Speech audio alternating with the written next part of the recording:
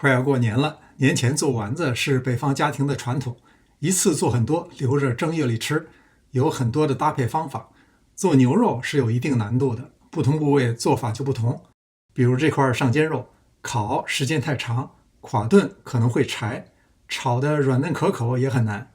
剁馅儿做成丸子就没这些问题了。把牛肉切成小块，在清水中泡1个小时。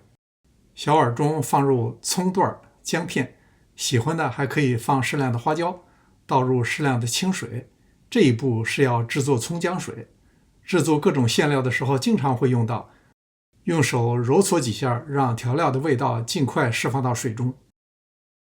3颗火葱切成比普通大米略大的小粒儿，如果块太大会影响丸子的成型。泡过的牛肉倒出血水，沥干水分，去除血水这一步非常关键，会减少后续洗剁工作量。接下来就是把牛肉剁碎，如果您有绞肉机或者是打碎机就容易了。这是600克牛肉，加入1/2茶匙盐，1汤匙酱油，1/8茶匙小苏打，少量的白胡椒粉，1汤匙红薯淀粉，再加1个鸡蛋，适量的香油，加入适量的液体，肉馅打起来会更加顺畅。即使这样，肉馅还是会硬，所以要加入葱姜水，拿不准就分几次加。最佳的状态应该是能够轻易缠起，但又不能流动。肉馅打好以后，加入火葱粒，拌匀以后或油炸，或像我这样汆丸子。把一锅水烧开以后转小火，在不是滚开的状态下才能开始汆丸子，这样就能够保证丸子不会散开，汤也就比较清。等所有丸子汆完浮起，就可以开大火烧开了。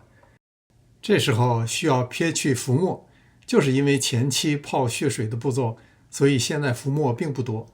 我这么强调汤的清澈，是因为待会儿要用到这个汤。丸子并不大，开锅以后煮3到4分钟就可以了。掰开检查一下，确保里面是熟的，看起来很好，多汁而且弹性十足，这样直接吃就可以。接下来我用冬瓜、番茄做一个牛肉丸子汤。先用适量的油把姜丝和葱花煸香，把冬瓜片放进来，冬瓜片的厚度在1厘米左右比较合适。炒至变色断生以后，下入番茄。我用的是 Costco 的罐装番茄，如果您用的是新鲜番茄，最好先把皮去掉。再来调个味儿，加入适量的盐，但是一定要考虑到丸子是咸的。把煮丸子的汤倒进来，汤的用量大约正好没过所有的食材。大火烧开，丸子是已经熟了的，所以煮的时间不应该太长。